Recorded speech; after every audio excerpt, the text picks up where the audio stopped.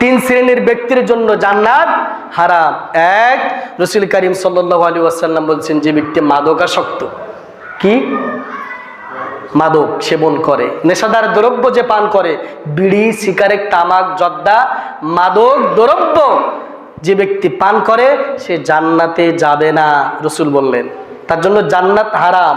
দুই, পিতামাতার অবাধ্য সন্তান, পিতামাতার অবাধ্য সন্তান, পিতামাতা যে আদেশ করে যে সন্তান শোনো না, সন্তান তুমি অপেক্ষা করো, তুমি যতই নামাজ পড়ো না কেন যুবক, তুমি যদি তোমার পিতামাতার বৈধ আদেশ তুমি যদি পিতামাতা থেকে অমান্য করো, ওই যুবক ওই সন্তান জান্নাতে যেতে পারবে না। তিন নম্বরে হলো দায়ুস ব্যক্তি, যে তার পরিবারের অশ্লীলতা হওয়া সত্ত্বেও সে যা বাধা দেয় না, রাসূল বললেন এই পুরুষ জান্নাতে ফিরে আসুন। আল্লাহ পাক আমাদের সকলকে জান্নাতি ব্যক্তি হিসাবে গড়ে ওঠার তৌফিক দান